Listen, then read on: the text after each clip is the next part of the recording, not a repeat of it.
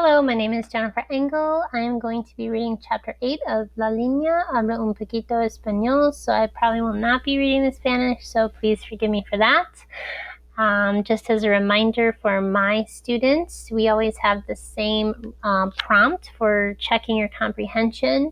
This chapter contributes to the plot of the story because who, did what, why, and so. What does this show, prove, or reveal, and why is that important? And when we're looking at chapter 8, your focus is the party and the stories of going north. All right, let us begin. I think it's actually behind right here. Okay. My going away party was small. There was no little cousins, no Jose and Daniel. They were our closest neighbors, Los Gonzalez, Dana Maria, and Abuelita's comadre. Elena sat apart from us with her best friend Fatima, whispering and telling secrets.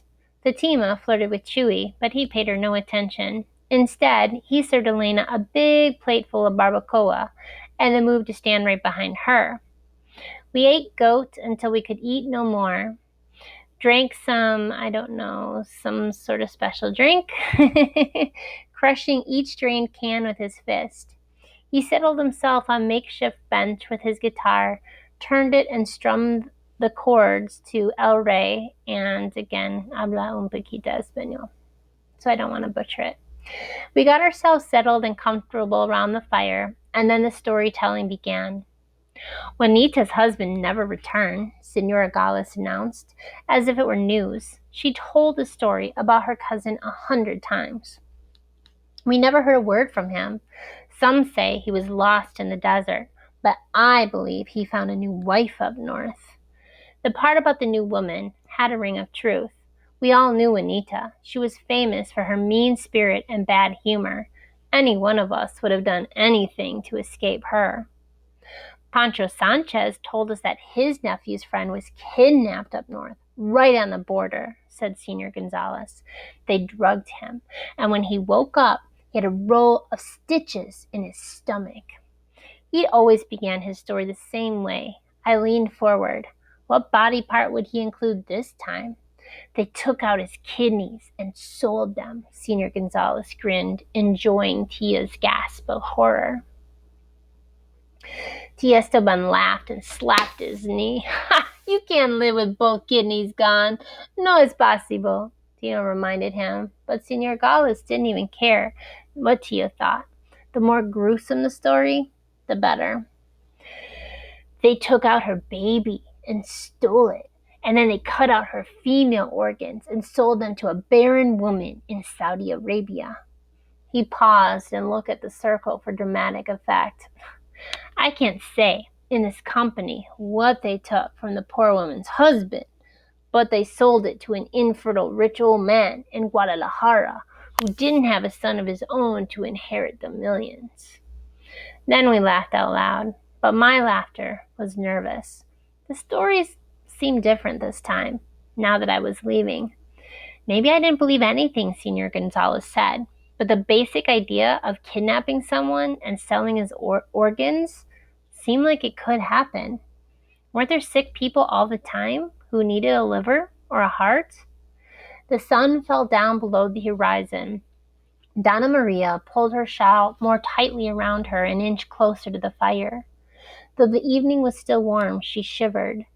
We all moved toward the warmth. Donna Maria put her fingers lightly on my forearm. Mijo, she murmured, when you travel through the wasteland of the desert, you must take special care. No one ever gave me any secrets of Don Clemente's operation, but Donna Maria believed, like all of us, that I'd walk through the desert to cross La Linea. It is a place of desolation, she continued.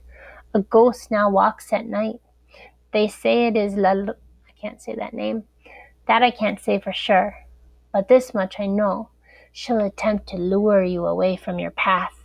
Cover your ears so you don't hear her wailing. Don't make the mistake many have made of following her. She looked me in the eye, her voice quiet. Those who pursue her are never found again. Their bodies dry up and fly away with the wind.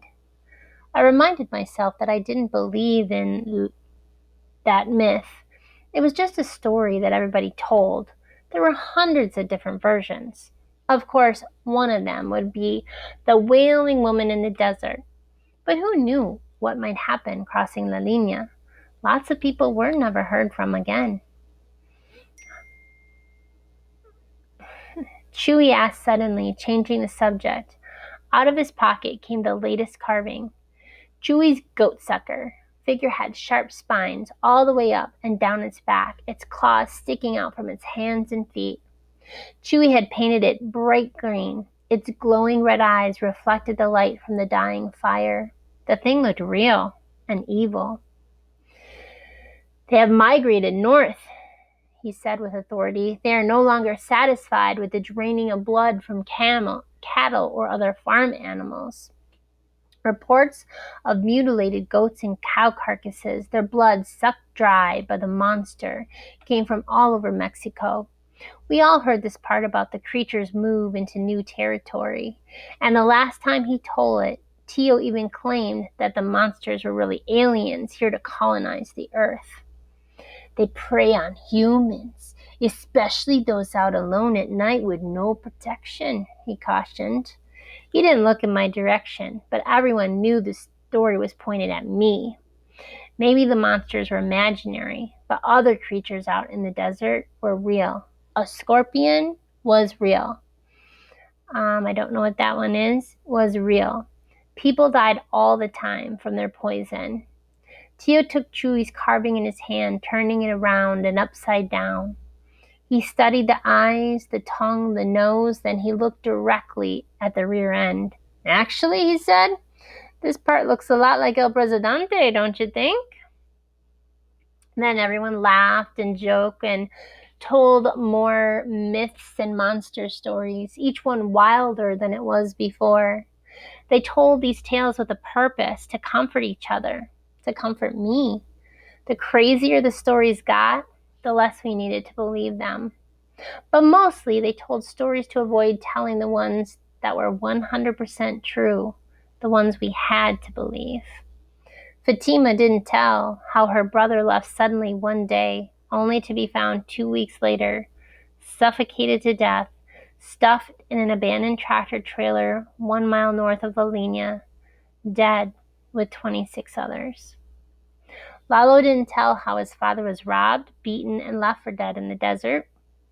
He didn't tell how he came back deaf in one ear, the finger of his right hand gone.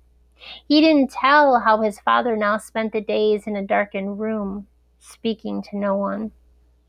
And no one spoke of the Martinez sisters, 10-year-old Juana and 12-year-old Juanita, sent for by their parents, sent across the desert with a coyote, and never heard from again. No one speculated on the fate of the girls. No one wanted to say how they might have died, or even worse, how they might still live. And for many, many minutes, no one spoke at all. Finally, one by one, they wished me well. They hugged me, they shook my hand, pressing a few pesos into my palm. They left, walking away into the darkness. Again, you want to think about how this contributes to the plot. You always want to say, Miguel, what's he doing? There's an action. He's listening to these stories, right? What do these stories reveal about the conflict of him going to La Linea? And why is that important? And then join me for the next chapter.